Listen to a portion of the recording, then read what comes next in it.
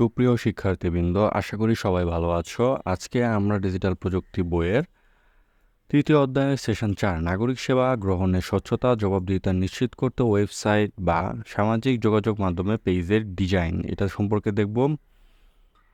এখানে কতগুলো রিডিং পড়া রয়েছে, আমরা রিডিং পড়বে। এই বক্সে দেখো আমরা দেখতে পাচ্ছি কোনো মাধ্যম বা প্ল্যাটফর্মে এটা তৈরি করা যায়। ডোমেন বা ওয়েবসাইট পেজের নাম কি হবে, টার্গেট গ্রুপ কারা, ওয়েবসাইট বা পেজটিতে আমরা কী কী তথ্য সেবা পেতে পারি, তথ্যগুলোর ধরন অনুযায়ী শ্রেণীকরণ, ওয়েবসাইট বা পেজটির প্রথম পাতা হোম পেজে কী কী তথ্য থাকবে, ব্যবহার বা তথ্য বিনিময়ের নিয়মাবলী কী হতে পারে, কিভাবে টার্গেট গ্রুপের নিকট ও ওয়েবসাইট বা পেজটি সম্পর্কে অবগত করা যায়, নিয়মিত আপডেট এবং সংস্কারের দায়িত্বে একজন অ্যাডমিনকে পালন করবে ইত্যাদি। তো এইভাবে আমরা ওয়েবসাইট পরিকল্পনা তৈরি করব। সেশন 4-এ এই পর্যন্তই ছিল। সেশন 5 দেখব ওয়েবসাইট ডিজাইন।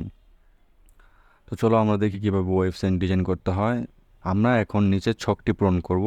ওয়েবসাইটের domain name, second level domain, top level domain, country code, top level domain, এইটুক জায়গা তোমরা রিডিং পড়ে নিবে। এখন আমরা এই ছকের উত্তরে চলে যাব। বিভিন্ন ধরনের ডোমেন চিহ্নিতকরণ। ওয়েবসাইটের ডোমেন www.moedu.com.gov.bd, সেকেন্ডারি লেভেল হলো .gov, টপ লেভেল ডোমেন হলো .bd, কান্ট্রি লেভেল হলো .bd। এখন আমরা দেখতে পাচ্ছি www.nuvd.info, এটা সেকেন্ড লেভেল .nuvd.info, এটা কান্ট্রি কোড নেই। microsoft.com এটা দেখতে পাচ্ছি .microsoft.com.com, oecd.org, oecd, আর টপ লেভেল ডোমেন হলো org,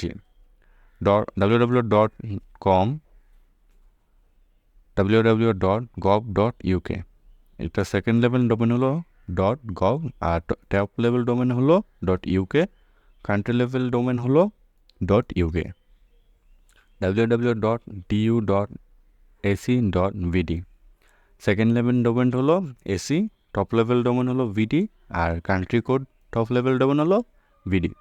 তো এই ছিল এই বক্সের উত্তর। এখন আমরা নিচে দেখি কিভাবে আমরা নিচে ছবিতে ওয়েব হোস্টিংয়ের মাধ্যমে বিভিন্ন ডিভাইস সম্পর্কে নিচে ছকের ভিতরে লিখব। তো এই ছকের উত্তরে আমরা চলে যাব পৃষ্ঠা 87-এর ছকের উত্তর। ওয়েব হোস্টিংয়ে বিভিন্ন ডিভাইস সম্পর্কে, ওয়েব হোস্টিং বিভিন্ন ডিভাইসের সম্পর্কে। ওয়েব হোস্টিং মূলত তথ্য সংরক্ষণ করা। একটি ওয়েবসাইটে উক্ত ওয়েবসাইটের নাম ছাড়াও আরও অনেক তথ্য থাকে। সেসব তথ্য নিশ্চয়ই কোথাও সংরক্ষণ করে রাখা হয়। বিভিন্ন প্রতিষ্ঠানের কোনো ওয়েবসাইটে সকল তথ্য সংরক্ষণ করে রাখার সেবা প্রদান করে থাকে, তাদেরকে বলা হয় ওয়েব হোস্ট সাইট বা ওয়েবসাইট হোস্ট। হোস্ট সার্ভারে জমা থাকা কন্টেন্ট যে কেউ ওয়েবসাইটের নাম সার্চ করে দেখতে পারবে। নিচের ছবিতে একটি সার্ভার দেখা যাচ্ছে যেখানে ওয়েবসাইটের কন্টেন্ট জমা রয়েছে। সার্ভারটি হচ্ছে হোস্ট।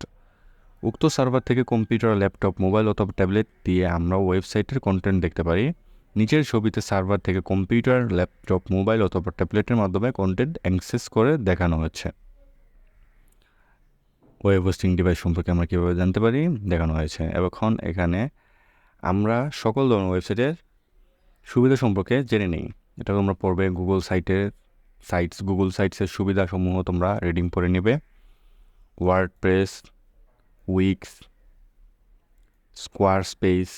স্কোয়ারস্পেস, উইবলি, গোডেরি, এখানে সবগুলো তোমরা সুবিধাগুলো পড়ে নেব ওয়েবসাইটগুলোর। এগুলো হলো মুক্ত উৎসের প্ল্যাটফর্ম সমূহ। এখন ওয়েবসাইটের নাম, ওয়েব অ্যাড্রেস এবং ওয়েবসাইটে কী কী তথ্য আছে এই সম্পর্কিত একটা বক্স আছে। এই বক্সটা আমরা এখন পূরণ করার চেষ্টা করব।